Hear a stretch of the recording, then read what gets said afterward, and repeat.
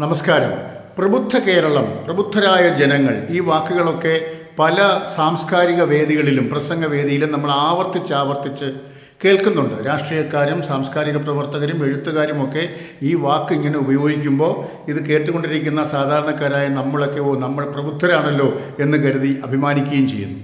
പക്ഷേ ഈ പ്രബുദ്ധത എന്നുള്ള വാക്ക് അതിൻ്റെ ഗതികേട് ആലോചിച്ച് സത്യം പറഞ്ഞാൽ ഇന്ന് തലതല്ലി കരയുന്നുണ്ടാവും.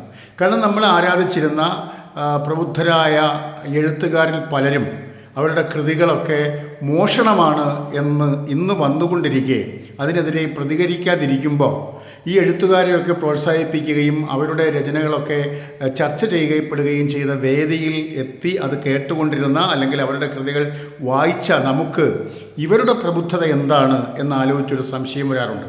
അതുപോലെ തന്നെ ഈ കഴിഞ്ഞ മന്ത്രിസഭ കേരളത്തിൽ നവംബർ 1-ാം തീയതി അതിദാരിദ്ര്യമില്ല എന്ന് പ്രഖ്യാപിച്ചു. അതിദരിദ്രരേ ഇല്ല. ഇത് പല ട്രോളുകളിലൂടെയും ഒക്കെ സോഷ്യൽ മീഡിയയിൽ വന്ന കാര്യങ്ങളാണ്, നമുക്കറിയാം. അതിദാരിദ്ര്യം കേരളത്തിലില്ല, അങ്ങനെ ഒരു വിഭാഗമില്ല എന്ന പ്രഖ്യാപനം നടത്തി. പക്ഷേ ഇപ്പോൾ പുതിയ മന്ത്രിസഭ അധികാരമേറ്റപ്പോൾ അതിദരിദ്രർക്ക് വീട് വയ്ക്കാൻ വേണ്ടി 2 ലക്ഷം രൂപ അധികം നൽകാൻ തീരുമാനിച്ചിരിക്കുന്നു.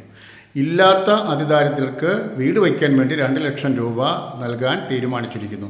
അപ്പോൾ ഇവിടെ ആർക്കാണ് പ്രബുദ്ധത ഉള്ളത്, ആർക്കാണ് പ്രബുദ്ധത ഇല്ലാത്തത് എന്ന് പ്രബുദ്ധരാണ് നമ്മളെന്ന് നമ്മളെ കൊണ്ട് അംഗീകരിപ്പിക്കുന്ന ആ വിഭാഗം സാധാരണക്കാരായ നമുക്ക് പറഞ്ഞു തരേണ്ട ബാധ്യതയുണ്ട്.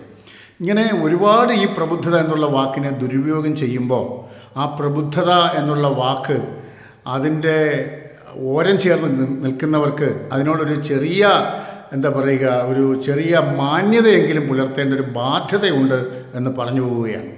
നന്ദി.